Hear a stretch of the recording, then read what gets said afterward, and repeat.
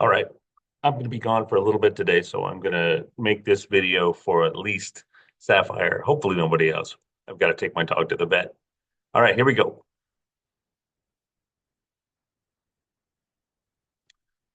We're doing symbolism of the armillary sphere and orreries is what we're doing. Here we go.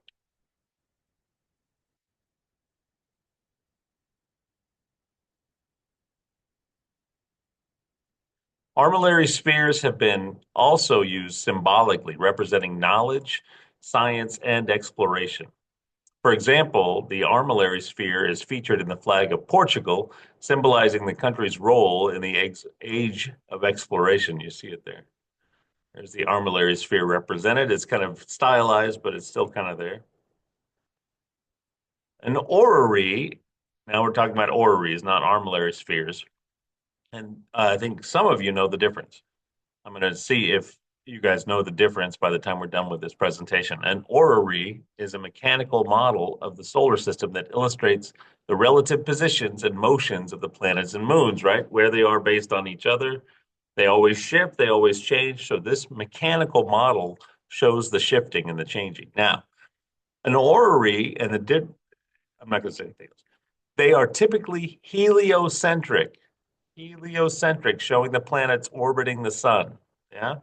Now, these kind of things have been around for a long time. The Greeks, the ancient Greeks I'm talking about, had early planetaria. This is a model of the Antikythera device, I believe, which is we found, and the only thing that it can do, the only thing that we found that it is possibly used for is a planetaria, planetarium, to show the movements of the stars, and the planets.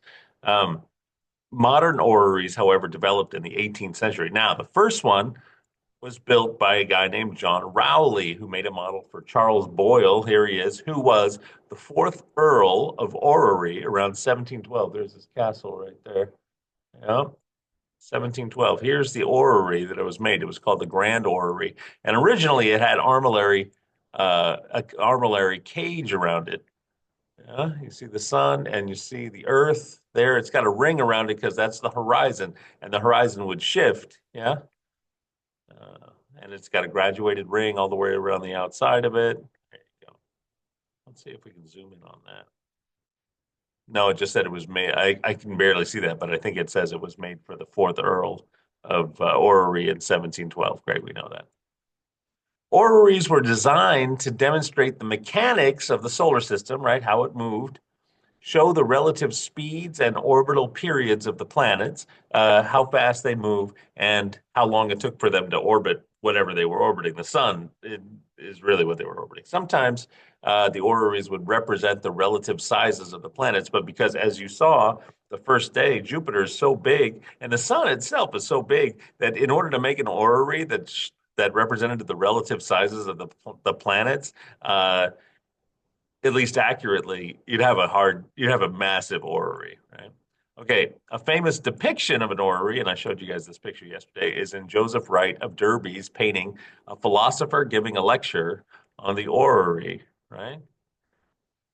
You see the kids looking at it, it's kind of fun for them. It's like a mechanical toy. There, the high schooler, he's a little bit more interested in how it works and thinking about the cosmos in general, thinking about the universe. Yeah, there's somebody taking notes on it, just like some of you guys are taking notes. That's good. Now, one of the most famous orreries is the Isinga Planetarium in the Netherlands, built between 1774 and 1781. This is on the ceiling. Yeah. And as you can see, the sun and Mercury are presumably are suspended from the ceiling, and then everything else is suspended too. And all of these rings spin around. It's amazing. Just a little bit that I've seen of it. It's pretty incredible. All right. Orreries helped to popularize the heliocentric model. Now that we found out that we're not everything orbits around us, now that we found out that it orbits around the sun, people had to be made aware. So they brought the orreries around, and people could wow with them, right? Because it was a cool machine. And there weren't a lot of cool machines around back then.